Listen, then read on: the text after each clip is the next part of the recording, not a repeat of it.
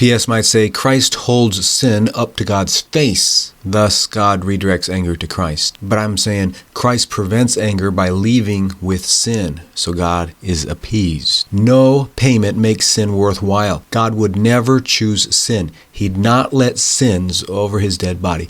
By manipulating the inability of the flesh, God does a clean save. Thus, it's more accurate to say that death prevents us from going to hell, whereas it's more vague to say that his death replaces us going to hell. As if forgiveness is inherent in God, like God still gets us in hell but subbed for. We know that Christ's abandonment carried away sins, but they think like Catholics that it requires a permit, or else MGAT, moral government, do the same as Luther to try to correct the Catholics, but end up making the same mistake as Luther's PSA. Justice is order, and of course, a part of anything God does, but retribution is a tool of justice, which goes unused for the atonement. We know that recompense doesn't mix with the atonement.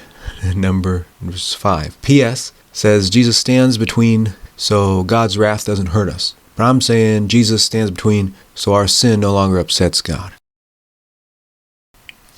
Some said it's interesting. Instead of interesting, I would say random. Besides, it's very blasphemous. We all know God carries sin away with his body. When I said that Jesus takes away sin, a pen sub defender said, no, he doesn't. Exclamation mark. That's not anywhere in the Bible, he said.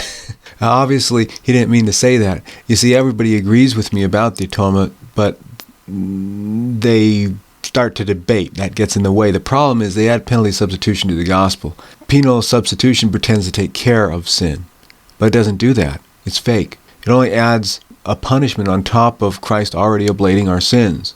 God's response needs not be drained with PS, because Christ prevents that response by filtering our sins into his death outlet.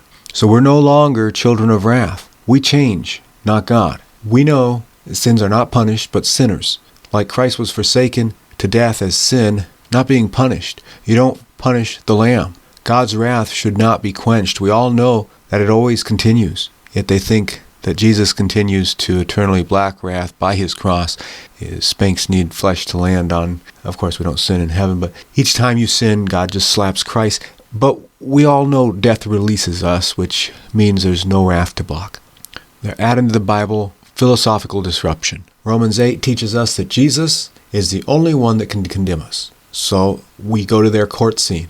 It's a little bit different than they say, isn't it? So if we compare ourselves, we're the defendant, Jesus is the persecutor, and the judge is impartial, of course, right? We also know that from 1 John that the persecutor is the one that's advocating for us. So far as we see, there's no PS. PS adds that rather than appeasing God's wrath, Christ shows all of our wrongs to God. I thought that was the devil's job to accuse. Again, just grab that verse about Jesus is the only one who can condemn us.